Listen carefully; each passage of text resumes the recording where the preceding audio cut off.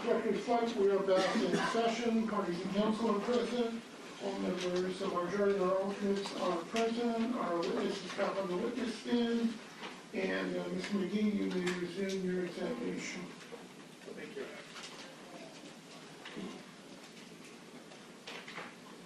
Okay, Mr. Jones, I'm going to go through some of the examinations you performed in this case. I'd like to go backwards. So let's start in October of 2014, the last analysis you did. Okay? Yes, sir. And some of this was went over with counsel. Those give a report date October 2nd of that year, 2014, correct? That's correct, yes, sir. And these are all the items that were collected from Fallbrook by Sergeant Steers? Items like the I series? I don't know who collected them. However, there are a number of items that are item I and some itemized from there. And then there are a couple of other items also. Yeah. Now, one of the things that you did in the beginning of your examinations, you were testing for the presence of blood, correct? On some samples, yes, sir. And as you said, you did a visual test with a stereo microscope. Is that correct?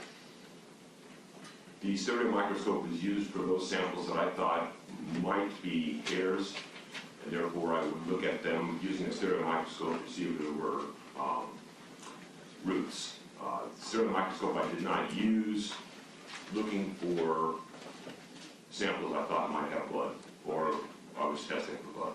And you did a presumptive test, correct? That's correct. And you used something called I'm not going to try and pronounce it.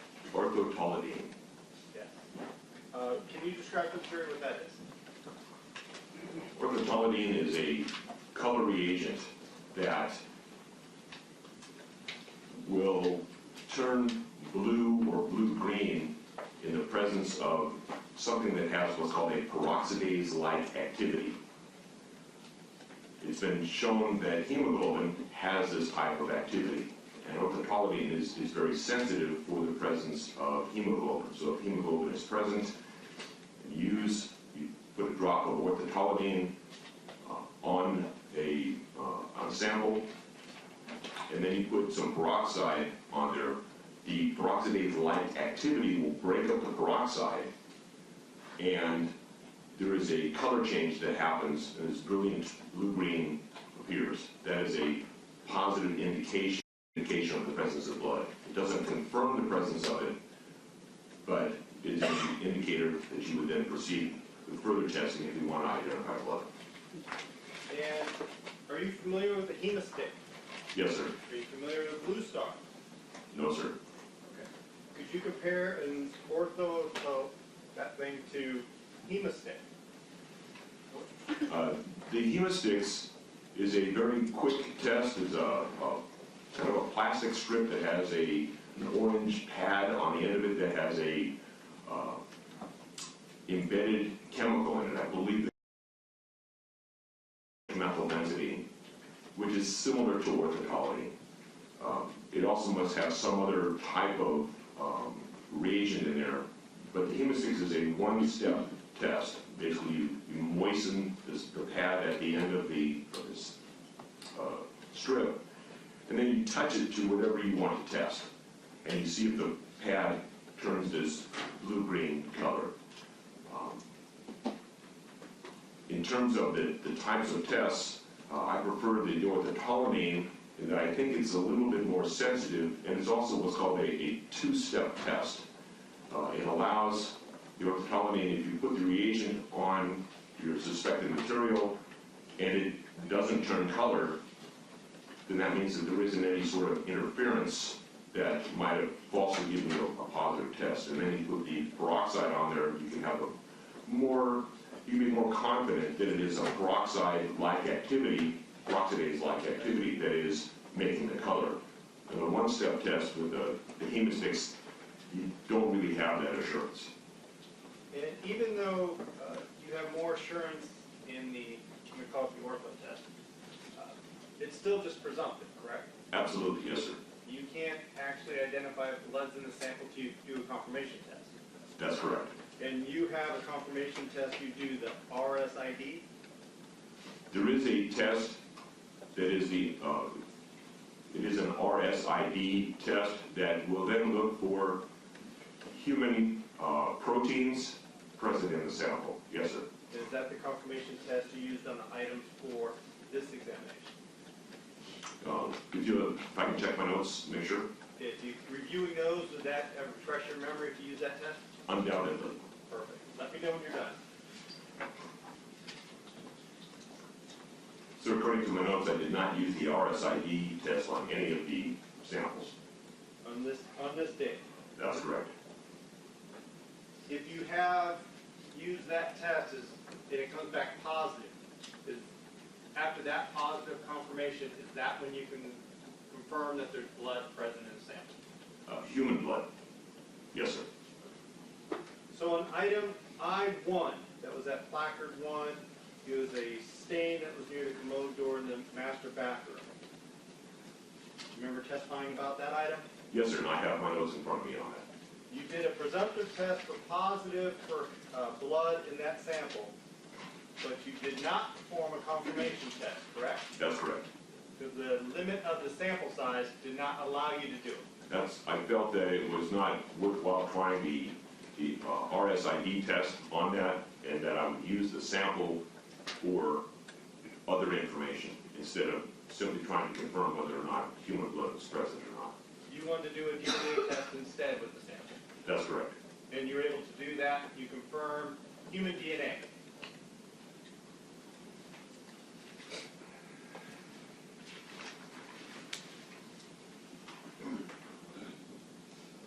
That's correct.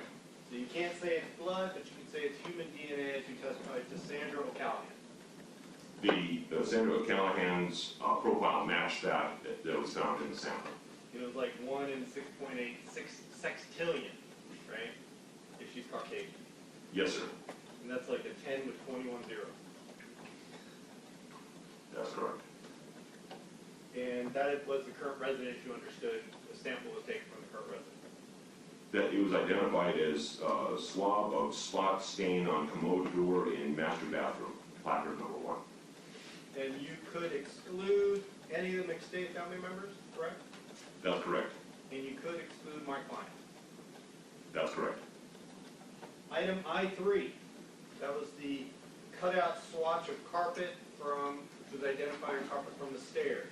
You test that item. Yes, sir, I did.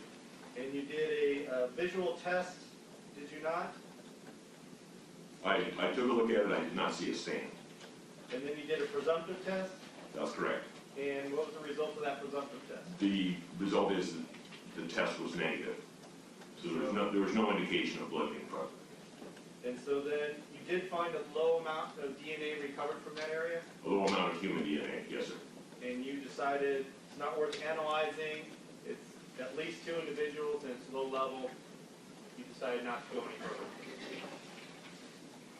Would that be accurate? It would be more accurate to say I found a low level of DNA, I obtained a DNA result from it, and then from the results of the DNA typing, decided I could not interpret the results. Perfect. Going on to item I-4. At placard 3 is the swab area of fluorescence. You did a visual test of that one, correct? Well, in terms of the swabs, I don't believe I saw a stain on them. And then you did a presumptive test? Yes, sir. And how did that result back? That was negative. So negative for blood. Correct. And then you did a DNA test on the item, the sample? I extracted the samples for DNA and recovered human DNA. And that was at least 2 individuals and 1 major male, I believe you testified on direct? Yes, after the DNA was amplified, the results indicated possibly 2 contributors with a major male. And you excluded all McStay males from that sample? Yes, sir. And you excluded my client from that sample? Yes, sir. And that individual was unknown, so you entered him in the CODIS, I believe? That's correct. And you kind of explained what CODIS was. Were you ever a CODIS administrator? Yes, I was in a time previous to this type of DNA technology. It's back in the late 1990s. Could you just explain to the jury what it is to be a CODIS administrator? What it means? CODIS administrator is the person in the local laboratory that is designated to make sure that CODIS profiles are uploaded. Basically, the data is transferred to the state, and that any results that come back on potential matches are then recognized, and that there is some sort of follow-up that is done. CODIS administrator also needs to understand the rules for putting profiles into CODIS, what can go to the various levels, whether it simply stays at the local level, can go to the state level, or can go to the national level for these comparisons. Perfect. And then there was a secondary trace DNA you found, but you couldn't reach any conclusions from it, accurate? That's correct. Go on to item I6. Item I6 was at placard 4, the swab area fluorescence. And that was you did a visual test of it? Yes, sir. There was a light tan stain on the test, on the swabs. Did you do a presumptive test? Yes, sir. And it was negative. And again, you did a DNA analysis? That's correct. And that's where, as you testified, came back to Sandra O'Callahan as the major female contributor? Yes, sir. The results indicated it was a mixture with a major female contributor and a trace contributor. In those notes, you put that locus D2S1338 it was excluded from the report.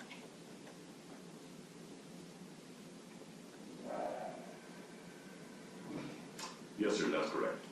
Why is that? Because at that particular location, I had no genetic information regarding the DNA types of the major contributor. Perfect. I saw the note and I didn't know why. Perfect. Thank you. Then you had the low-level trace contributor that you said was a 1 in 7 match to Joseph McStay.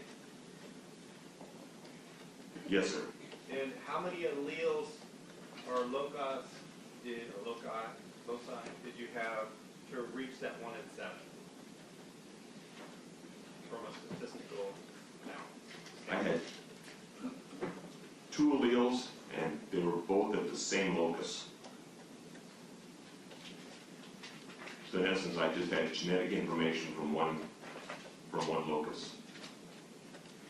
And so that's not enough to say for certain he's a contributor, it's just off. It's barely even that.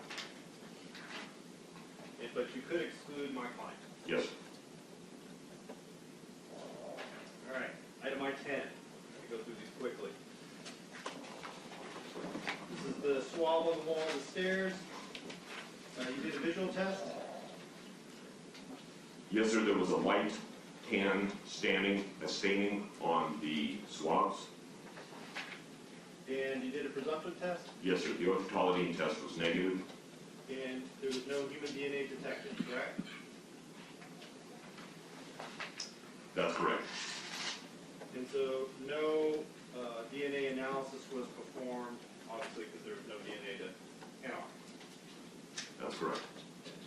J18. This is the sample from inside the Chevy truck. Yes, sir. You did a visual test?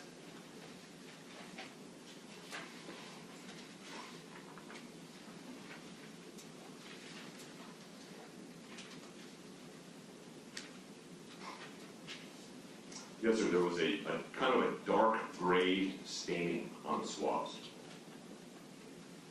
So you did a presumptive test? Yes, sir. The test was negative for the presence of blood. And there was no blood detected? That's correct. And you did do a DNA analysis of it? Yes, sir. And that's where you had a weak mixture of female that excluded Summer McStay?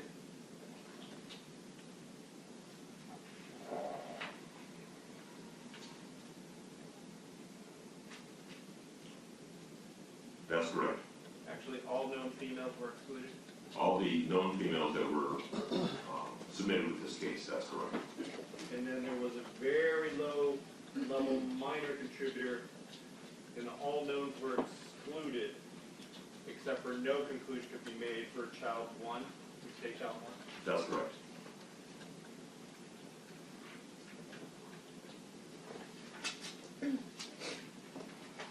So of all the items pulled out of the home that are listed in this report, you cannot conclusively say there was any blood recovered from the house in 2014.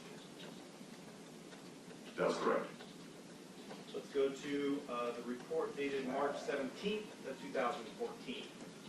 That's your second report you did.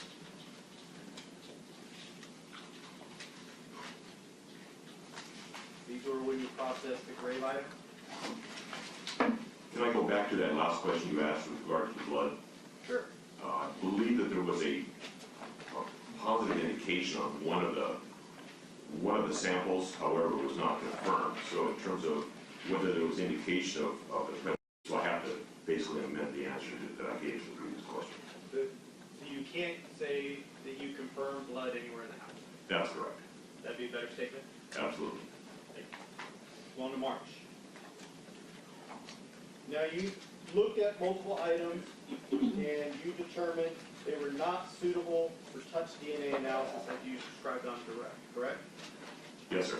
And the reasons you wrote in the report is because of the presence of the caked on dirt as one reason, That's one reason, yes, sir. and also the disintegrating condition of the items was another reason listed. These are all parts of the thought process, yes, sir. And so you looked at item A1 and you said, I'm not going to try and do touch DNA examination. In my estimation, it was would have been a futile effort. And the same thing for A2, Yes, sir. same thing for A3, Yes, sir. same thing for A25.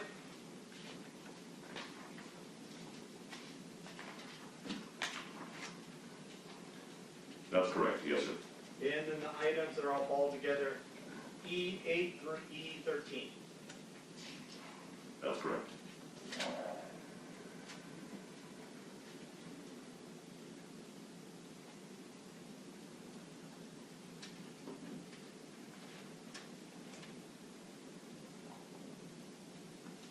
Now when you unballed the E8 through E13, you found an item E11, Yes, which sir. was the white electrical cord. Correct.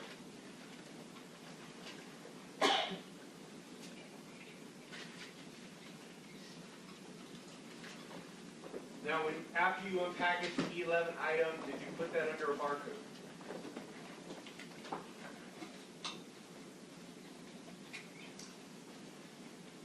Let me check. I don't remember separating it from the rest of the items. If it was stored with other items, could you identify the barcode for which it was stored under?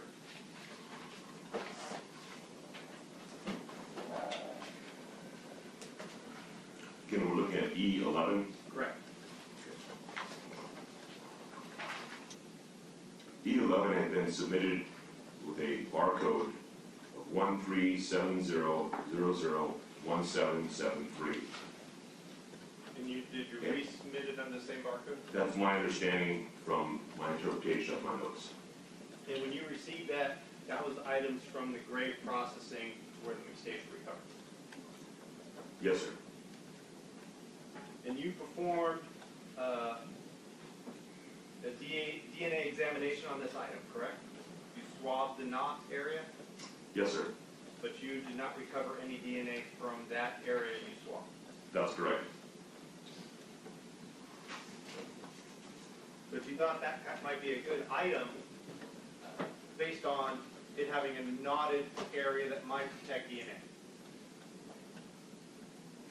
That's The use of the word good, I didn't think any of these samples were good for that type of testing at all. It was the, highest probability of all the items. and that even that was extremely low. Yes. Yes, sir. And it came back again, there was nothing recovered from item E11. That's correct. DNA wise. DNA was. And then A26, which was the portion of the black bra, the right cup that was found outside the grave. Yes, sir. And you testify that you swabbed that item, correct? Yes, sir. And I believe your testimony was, I'm trying to find it, so there's no DNA. That's correct. No DNA was recovered, identified. But that's not what's in your notes, is it? Let me check. That was, which item again? I'm sorry, sir. A26 on page 2456. Was there not a DNA yield?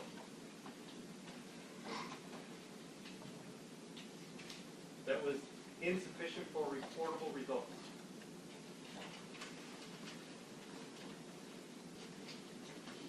Those are my notes indicate that there was no human DNA recovered. And then below that, the male yield. There's a number that 0.000115 that was reported on the for that particular test.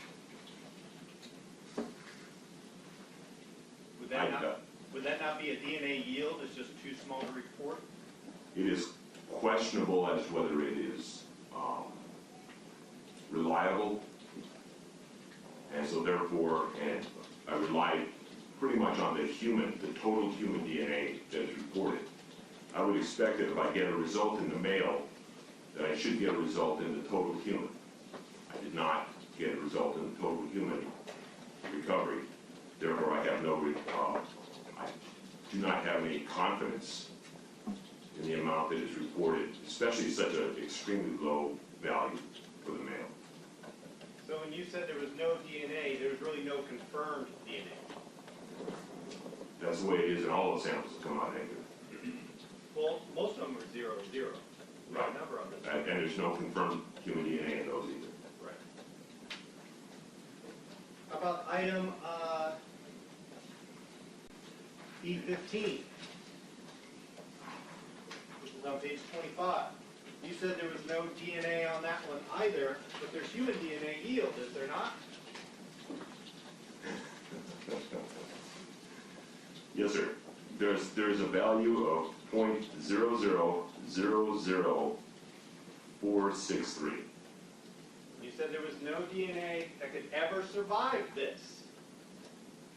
There's actually DNA in your yield, right? If you believe that number, yes, I don't believe the number. Okay. So you're 100% certainty of no DNA would survive. Your own tests show some survive. Well, if you make the assumption that that DNA was in fact buried 3.5 years prior, it is not something that was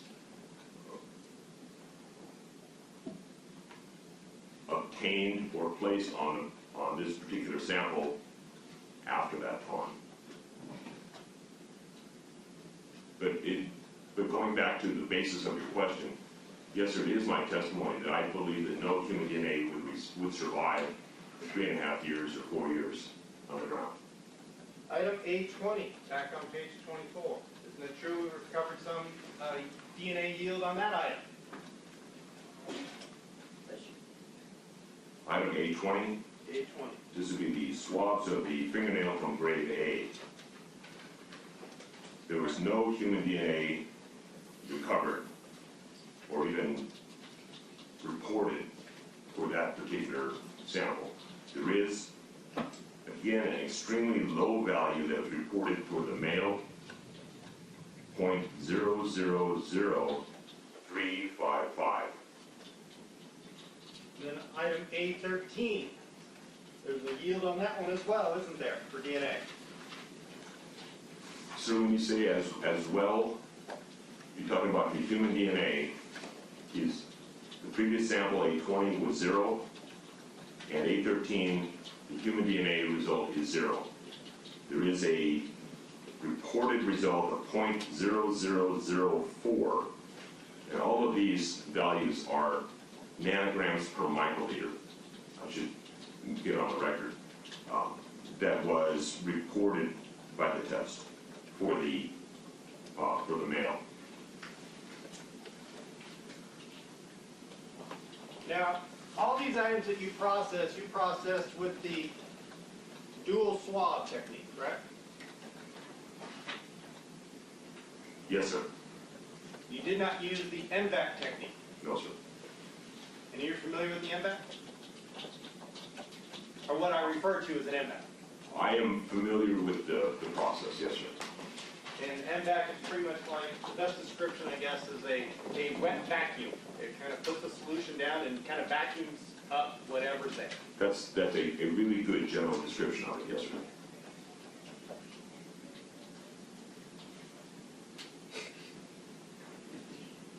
And so that's a different process of collection than the one you did. Yes, sir, yes.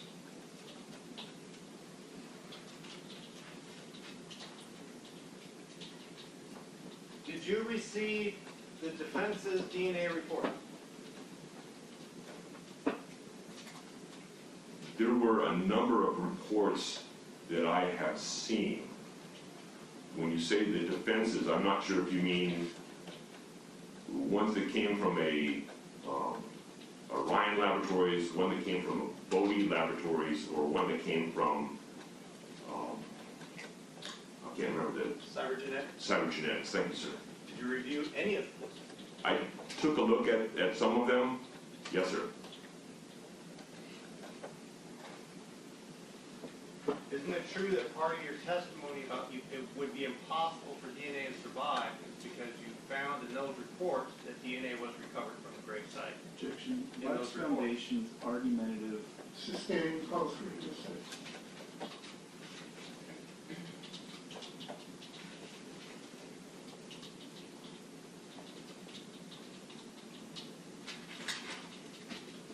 Does the San Bernardino County Crime Lab own an MVAC? Yes, sir, we do.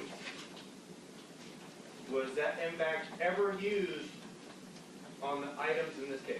No, sir. Now, I forwarded you numerous studies about the collection of DNA, correct? Yes, sir, you did. And these are studies that happened in the year 2014 and on, as late as it was published in February 2019. Yes, sir. And those talk about the difficulties or issues in the DNA collection with low-level samples. I believe they talk about the difficulties in interpretation of the results, not in the collection of them. After I said it, I was like, it's the interpretation. I thank you for correcting. It addressed the interpretation of low-level samples that were collected. Yes, sir, and by interpretation, I don't mean interpretation of the DNA and the DNA alleles. It is the interpretation of the mode of transfer in which the DNA arrived on that particular object. Perfect summary. Now, one of the things that they talk about in that study is, or one of the studies, is how you handle an item can affect how much DNA is deposited. So like the more pressure is put on something, the more DNA is likely to result.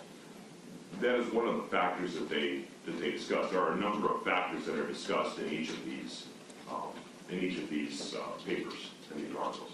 So an example would be, and this is what they had in the study, but if I was to pick up a pen, oh, sorry, if I can pick up a pen and hold it, that's one thing. But if I'm to grip it and hold it tight, there's the likelihood of more DNA being deposited during that interaction with the item. There is, and it also would be affected by the collection technique and how you went about it, the amount of time that you had it, and so forth. So as an example, the white electrical cords that were wrapped around and tied tight into these knots around Joseph McStay's body, those are items that in your time, you'd have to grip it hard, correct? Objection. Closer stipulation. Overruled in enthusiasm.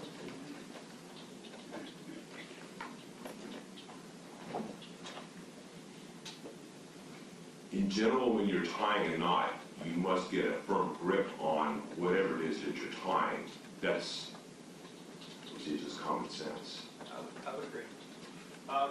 If you are yanking the clothes off of somebody by force, you probably have to get a good grip on those.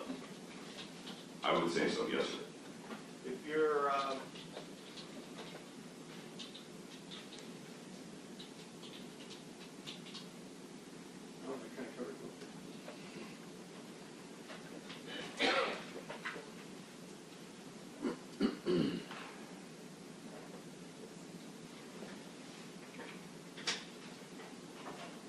now, the processing of an item for the collection of DNA, is that required to happen inside the lab?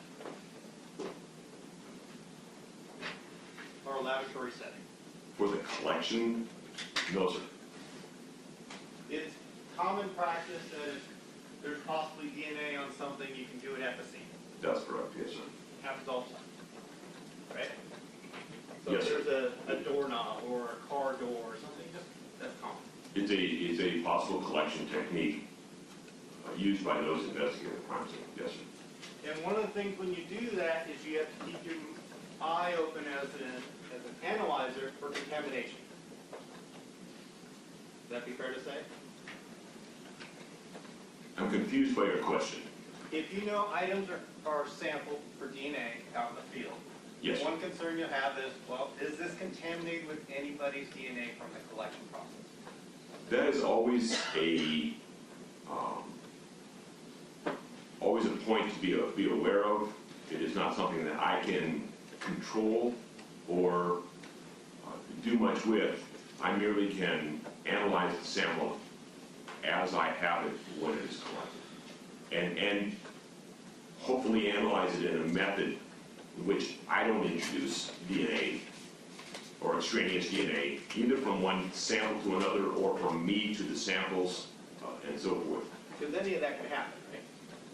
Anything possible. Well, in terms of if you're not careful, if you have not set up procedures, if you've not had, set up regular mechanisms and techniques, again, that is part of a validation study also, is to develop the procedures and techniques to prevent or minimize the potential for that type of contamination to happen as soon as the evidence is open in the laboratory. And if there is contamination, hopefully you can identify it because you'll keep sample or profiles of the people involved in the processing of the DNA sample. Would that be accurate? So like your DNA profile is on file with the crime lab. So in case your profile comes up, oh, sorry, that's Don, he messed up, let's just kick that out, we know we focused on what we need. That is true that we have a staff database, if you want to call it that. I'm not sure how how complete it is. I don't know if all of our analysts are, I'm pretty sure all the analysts from the DNA unit are in there. I don't know about the rest of the division. Safe to say there's procedures in place to correct for any accidental contamination. It's procedures in place to prevent, potentially identify the possibility for any accidental contamination.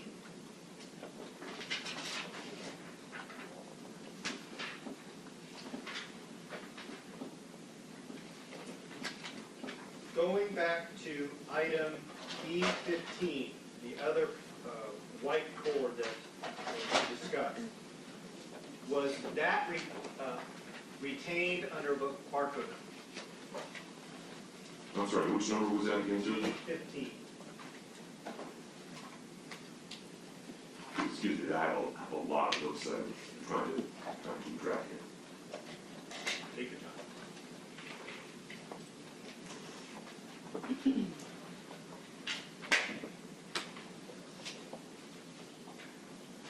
E15 was submitted under the barcode 137001774.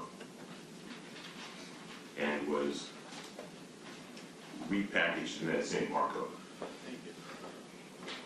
Let's go to the next report, which was dated February 18, 2014. That was the first report that you wrote, I believe, in this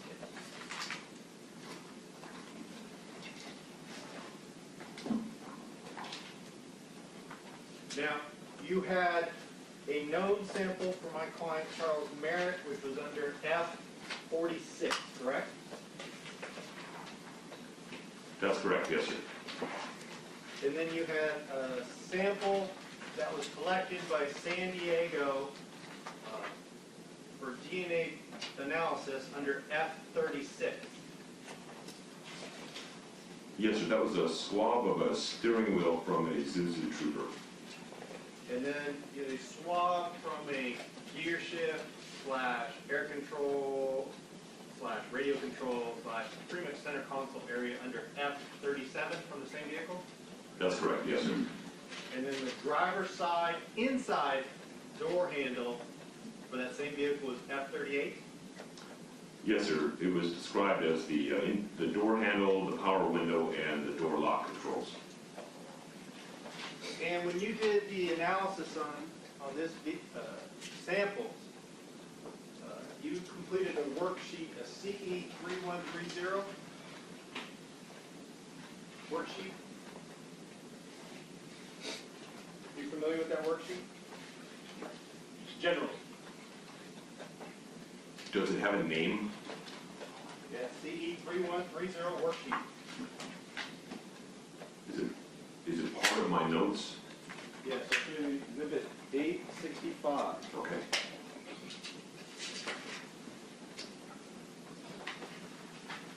Oh, You know what I'm talking about? yes, sir. This is the worksheet for our capillary electrophoresis. Could you explain what that machine is and what it does? Yes, sir.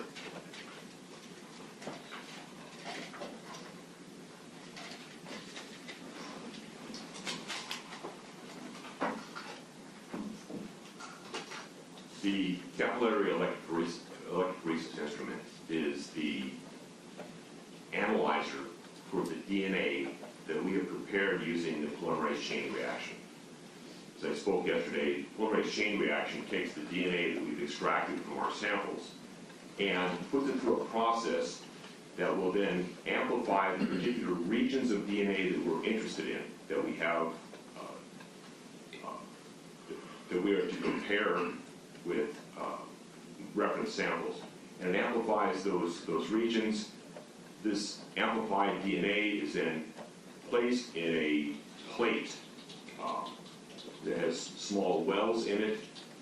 The plate is then placed in the capillary electrophoresis instrument, and the instrument then will automatically sample each of the wells that are there by drawing up a sample of the amplified DNA solution that is there, running it through a long, very thin tube, through a process called electrophoresis. Basically, you create an electrical field which forces the DNA through the tube. And at the end of the tube, there's a small clear area or window in which it passes in front of a laser that will excite those fluorescent tags that have been placed on the DNA back in the PCR process. These are those 4 different colors I was speaking of yesterday.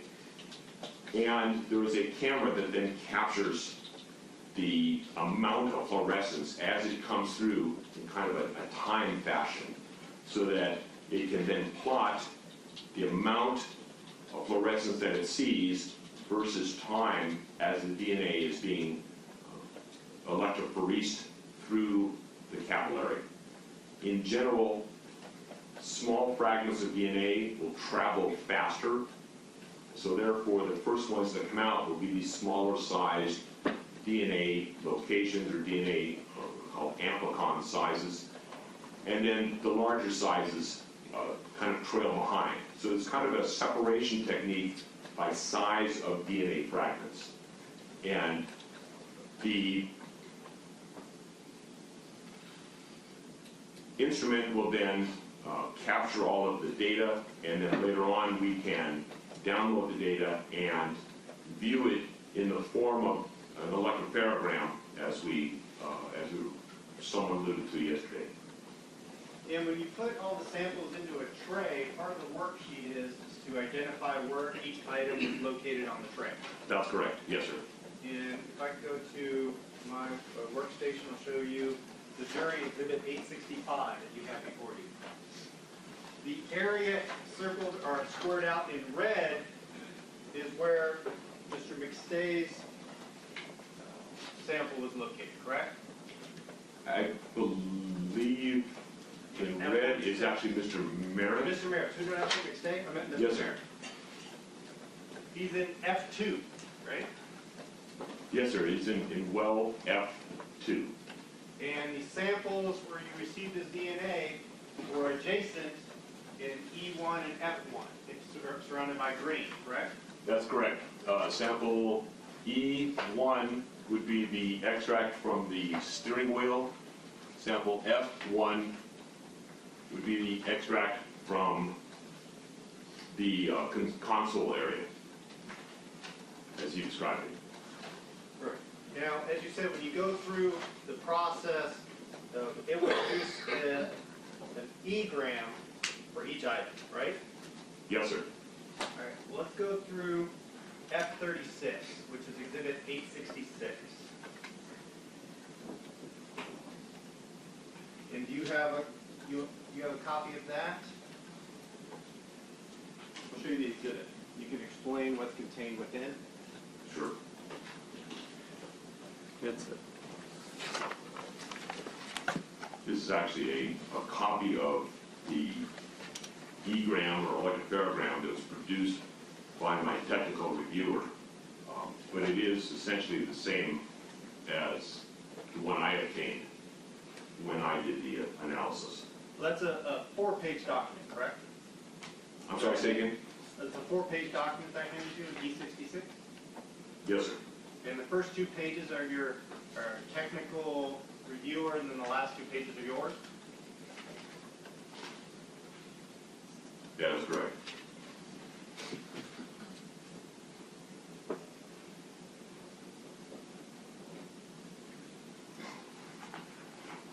What our interest from these is the amount of DNA found for the major and the minor. There's significantly more DNA at each loci for the major than minor, correct?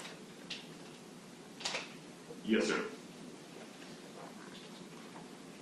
And without going through naming them, I'll just go to the first and second, or I can start with the last 2 numbers. The 79, they both got relatively healthy samples for a major and minor, correct?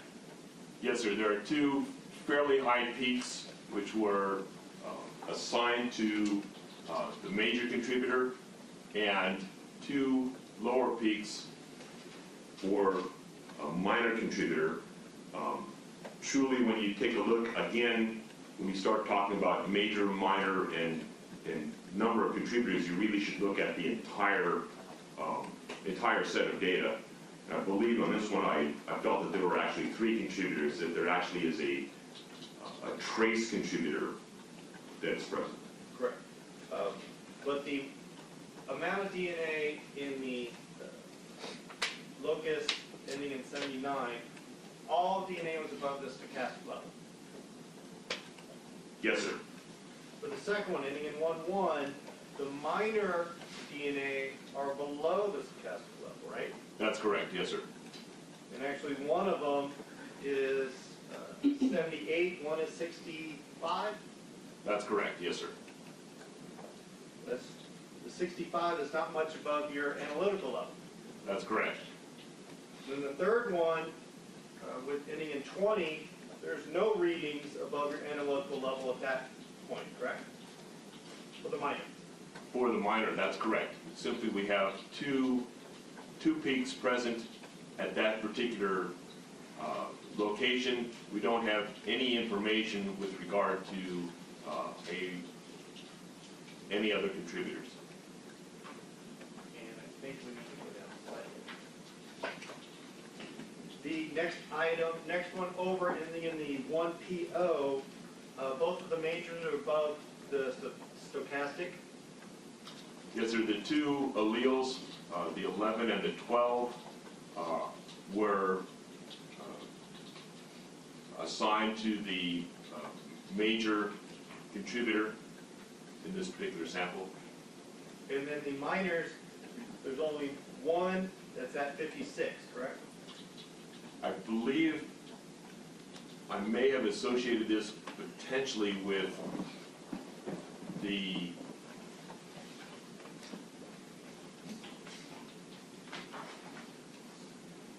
trace.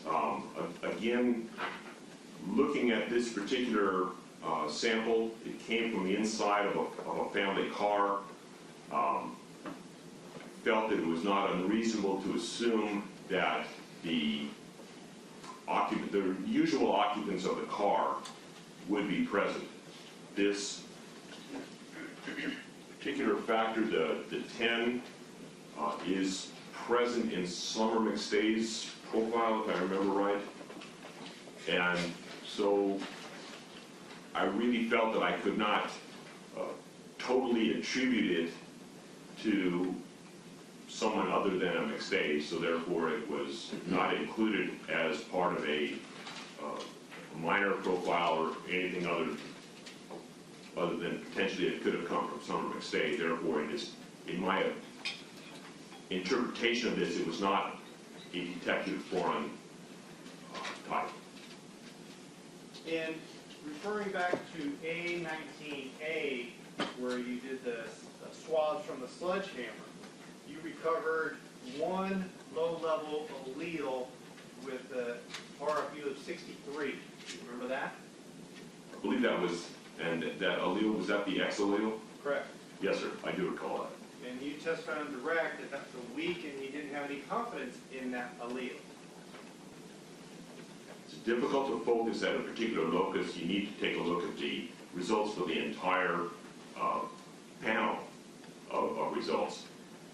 In the sample you just referred, there was one detected allele. In this particular sample, there are alleles detected in virtually every locus. Therefore, there isn't the issue that I had with that other sample. Makes sense. Thank you. Now, did you develop a ratio of the major to minor DNA comparison, like the amount of DNA in the sample for F36? Personally, I did not, no, sir. In your technical review, did they? It appears as though there's a note on this particular sample that she felt that it was roughly an 80-20, or actually she writes in there 79-21. So in essence, a 4-to-1 mixture of the major to the minor.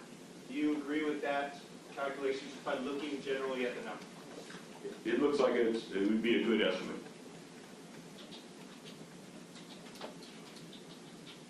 Again, you can't use every locus to be able to determine that. You have to use the ones at which you have the most information. Understood. Scrolling down on 866, I believe it is page 2. Going at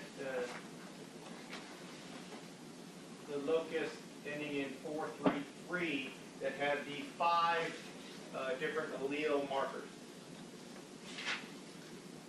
Yes, sir. We call that D19. Perfect. One of them came back at 15.2. Yes, sir. And there was a question in the analysis of whether or not that should be assumed a stutter or an allele. That's correct. And the ending conclusion was it was an allele, correct? Or it was treated as an allele. That was my approach, yes, sir. But there was debate back and forth on whether or not it was a stutter. Well, I should say debate. Yeah, I was going to say that's the word I was having some issue with. Is that in my original assessment, I considered it might possibly be an elevated stutter. But upon review of the entire profile, and again, using the approach that I might expect the McStay family genetic types to be in these samples, the 15.2 could be explained by the presence of some of McStay, and it was somewhat consistent with that the 10 allele that you had mentioned previously as the CSF locus. So what I did was I pretty much felt, okay, well, I'm not going to count those as foreign alleles in an attempt to determine if there were any DNA foreign to the McStays present in this sample. And the RFU value of that 15.2 allele that was had to determine if it was a stuttering allele, what was that? 98. So well above the analytical threshold, closer to the stochastic threshold? It's well above, it's above the analytical threshold. I'm not sure exactly what the stochastic threshold has to do with it. Well, it's somewhere in between the two. Yes. Right? Now, as part of the studies that we talked about, we can turn the light back on. Some of the studies that I had you review, they talked about the analysis of DNA found inside vehicles, right? Yes, sir. And the concern in these studies was with the enhanced ability to analyze low-level DNA, there must be respect or caution in the analysis of how that got there based on transfer of DNA, correct? There should be caution with regard to the interpretation of the mechanism in which the DNA is present. Correct. It became present there. Yes, sir. And they did studies to one where they had 20 subjects that shook hands and then handled an item afterwards, and they checked and see whose DNA was on that item, correct? Yes, sir. And if I shook your hand and then you picked up an item, and 85% of those items tested, my DNA was the major, even though I never handled that knife or the item. That may have been the result. My takeaway from that particular study was that there is definitely the potential for that type of transference to take place. And as such, there should be caution when you take a look at these types of results in terms of understanding the mechanism by which the DNA became present on the sample. And you should give some regard to the potential for secondary transfer. And not just this particular study, but also those other studies that you forwarded to me. This is actually, I should say, not a new concept. There were some other studies that have been done that you did not forward to me that have been reported at some of our seminar meetings, which indicate that this is a potential. It's the DNA from someone who did not touch something may in fact be potentially detected on there through the only possible explanation is the potential for what's called secondary transfer. And you even mentioned one in our discussion before your testimony about a study done in San Diego, correct? That's the one to which I was just referred. Yes, sir. And in that one, I'll summarize for the jury. Individuals are given bullets that were put in their pocket, carry those around for a week, and let's see what DNA is detected on them after that week of carrying them around. In essence,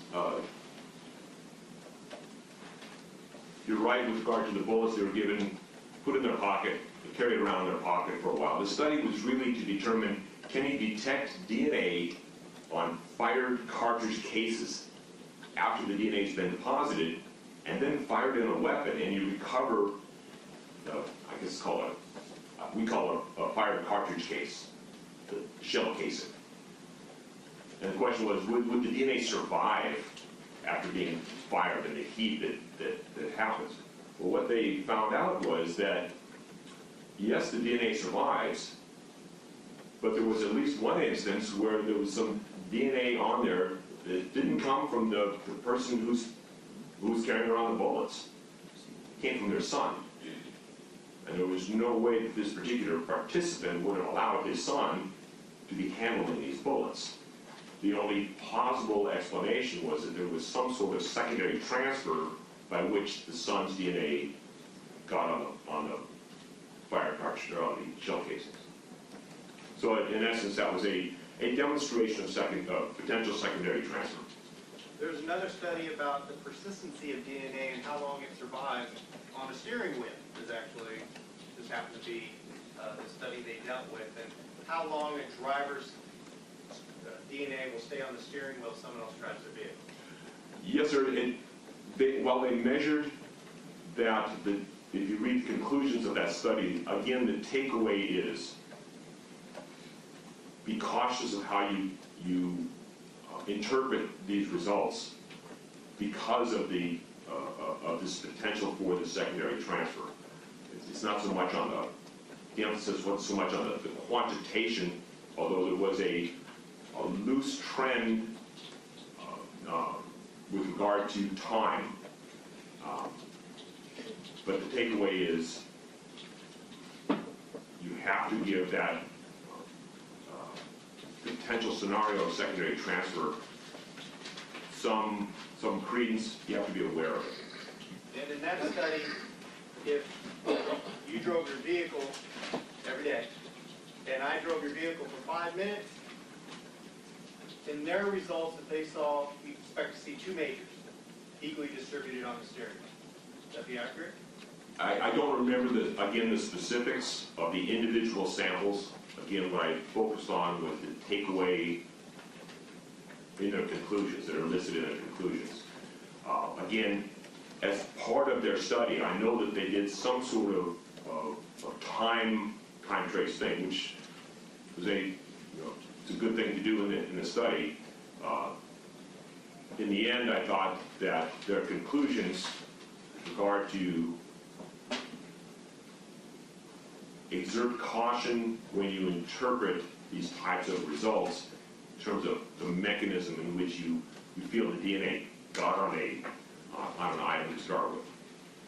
Well, one thing that they concluded from time, if a user, the last driver, drives the vehicle for less than 90 minutes, you expect to see his DNA equally as the primary driver of the vehicle before. Is that fair? I think the word concluded is not correct. I think that they observed that there were instances where that happened. And if the driver drove for 90 minutes or more, then what they observed was that the last driver's DNA comprised 85% of the sample. They had that was part of the results, yes, sir. And so, from a hypothetical standpoint, if somebody drove a vehicle 90 minutes from the area of Fallbrook to the area of San Ysidro, and they deposited their DNA after driving for 90 minutes, which was the travel time between those two, you would expect... Objection, improper hypothetical, since that's not an evidence. Dr. Dugal said it was a 90-minute drive. Well, if you're asking if he has an opinion about that, you can ask that. If you're asking what that study might conclude about that, that would be improper. Okay. I'll ask as an opinion. As an opinion after reading that study, if somebody drives a vehicle for 90 minutes, would you expect to see the last driver that drove in that 90 minutes to be a major contributor consistent with being in excess, their DNA amount being in excess of the normal driver of that vehicle? The direct answer to your question is no, I would not expect it. The more broad answer is I have to accept that that might be a possibility. And then another part of the studies they talked about, again, this is steering wheel, and this came out this month, about what DNA you can find on a vehicle's steering wheel based on what you know about the people that are involved in the vehicle. You remember that study? It's kind of a partial study where they looked at steering wheels. I believe they also looked at other objects in the car. Again, this was another study that again, the bottom line is be cautious about your interpretation of how DNA gets there. Because in that study they found that the driver's DNA is in the vehicle, correct? Yes, sir. And on the steering wheel. Yes, So sir. they tested the steering wheel. That was their major focus in this particular report. And then passenger's DNA could be on the steering wheel. I believe what they said was non-drivers' DNA, and it included passengers, people that they lived with, and so forth. And people that have never even been in the vehicle could still be on the steering wheel. I don't remember that specifically, but I would say that that's a possibility. And I believe the people never been in the vehicle, but also were close social interaction, whether live with them or Yes. in constant contact with them. Yes, sir.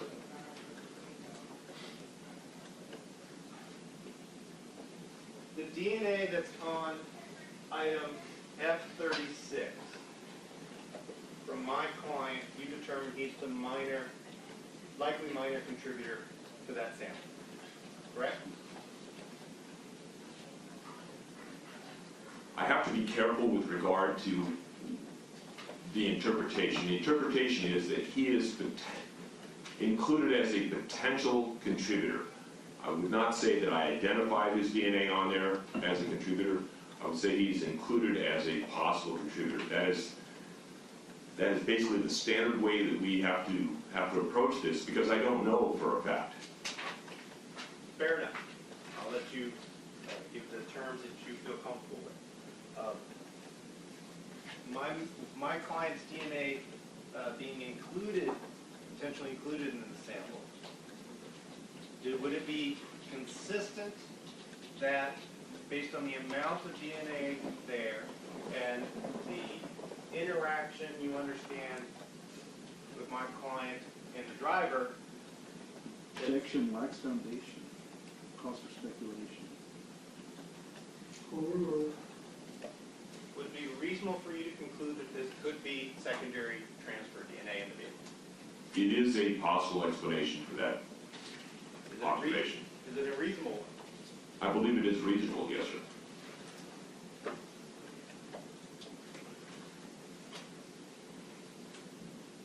Going to the gear shift F37, and that is exhibit 867.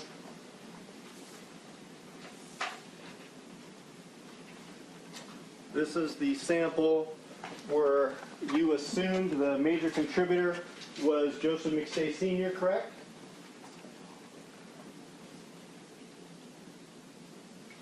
Yes, sir. And that, what I handed you is the E-gram for that analysis. Is that accurate?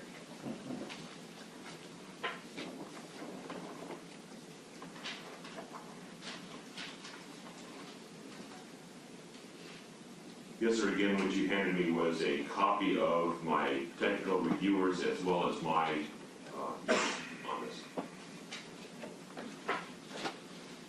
And one thing of interest is the allele locations that are consistent with my client's profile are at 3 different locations, correct?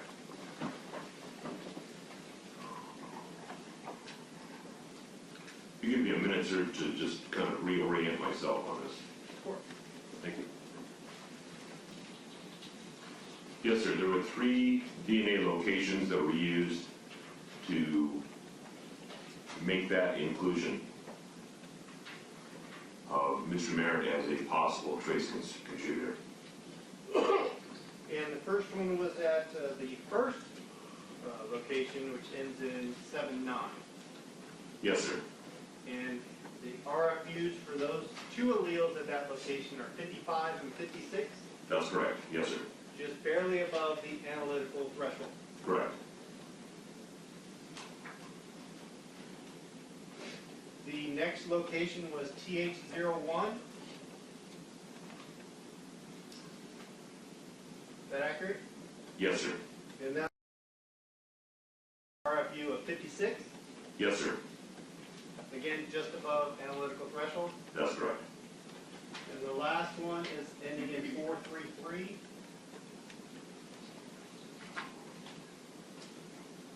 that Yes, correct? sir. That's correct. In the allele marker that would be consistent with my client's profile is allele 13, which has that RFU of 97. Yes, sir. So when you, and those are the 4 alleles that you were able to make a interpretative analysis from, correct? Using the assumptions that I made for this, for the potential contributors, yes, sir.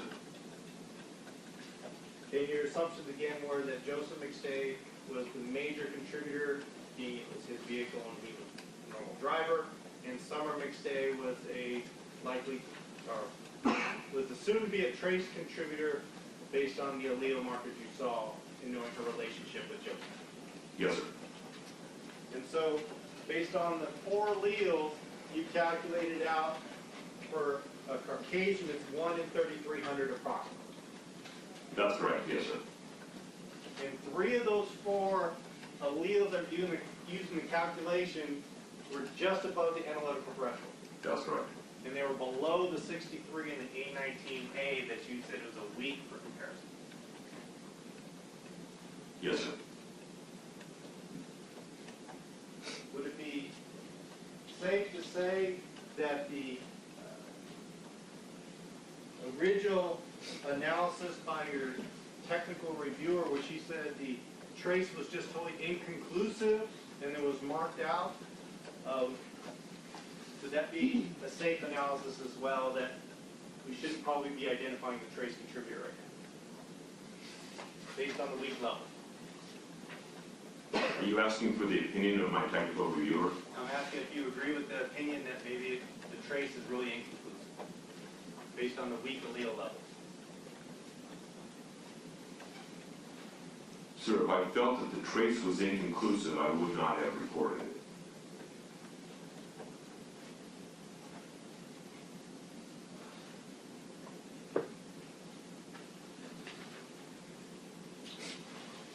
You were informed before you did the test that you were trying to link my client, Charles Merritt, to the sample set, correct? Absolutely not.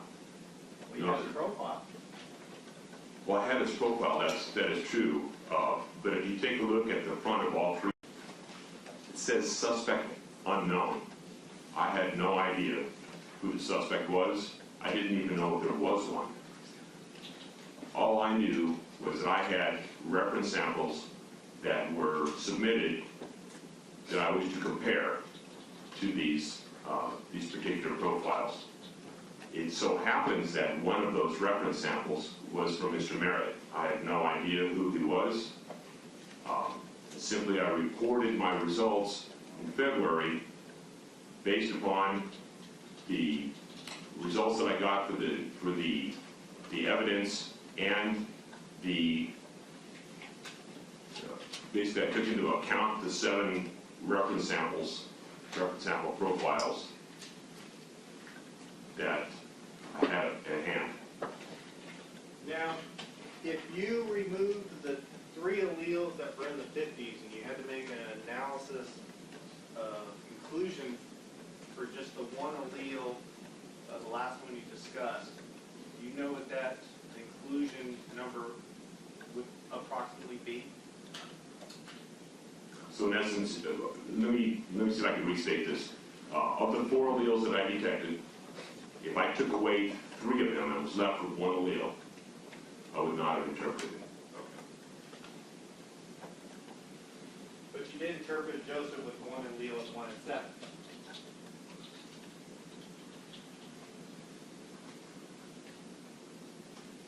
Is that 1 allele or 2 alleles?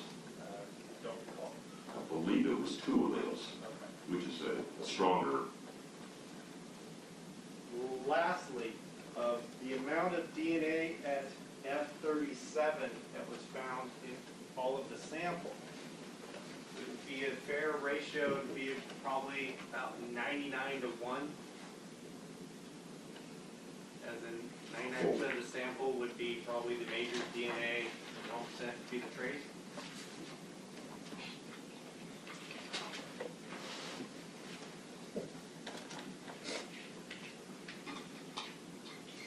You said 99 to 1? Yeah. I get more about 28 to 1.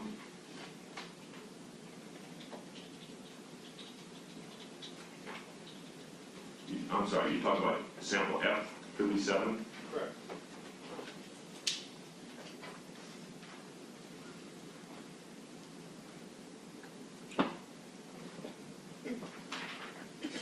The exhibit that you have on the display there, if you were to take a look at the D8, so essentially slide it down. The other way, I'm sorry. What we'll do is we'll take a look at the technical reviewers. So what you're looking for is a ratio. If the major is 13, 14, that has a total RFU units, if I add those numbers together, about 28, 2900. If I add them for the 8 and the 11, it's about 100. So that winds up being about a 29 to 1, 28 to 1 ratio. Not 100 to 1. What about the one next to it, where you have the alleles that only have the major? You add that in. I cannot add, I have no information with regard to the trace donor at that locus. I don't add it in. What about TH01 then? That is 1483 and 1079 to 56. Okay. In that location, I only have the 1-8 allele, so I don't have what I would consider all of the information with regard to. I may not have all of the information with regard to the trace contributor. In essence, what we treat this at TH01, we treat this as a has 8. So it could be an 8.7, it could be an 8.6, it could be an 8.9.3, it could be an 8.10. I don't have enough information there to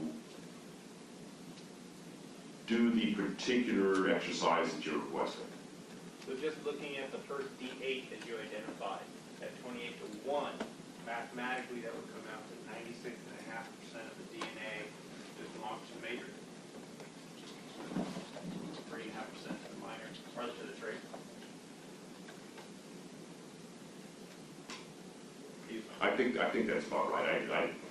I use my calculator. Thank you. Yeah.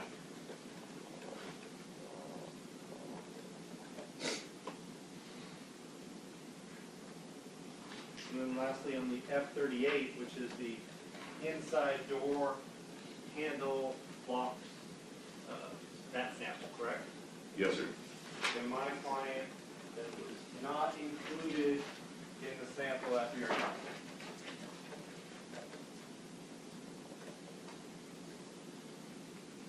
You assumed as Joseph McStay Sr. was the major, correct? Says a mixture of DNA from at least 3 individuals was obtained.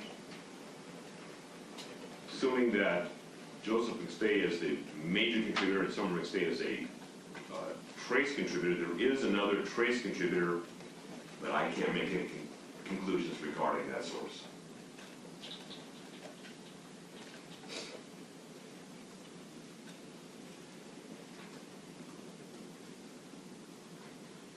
From a common sense kind of standpoint, if someone's driving a vehicle, you'd expect to see DNA on the steering wheel, right?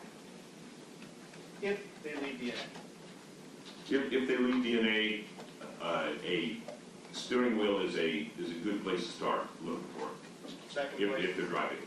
second place is probably any kind of gear shift that you need to put the car in drive or park or anything else.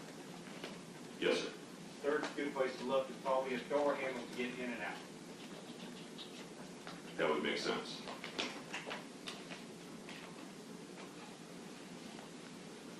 Now, F-38. Let me interrupt you before you go to the next one. We'll go ahead and take our morning recess this time, 15 minutes. Keep in mind the admonitions previously given to you, not to form or express any opinions about the case, not to discuss the case, to see everyone back in about 15 minutes.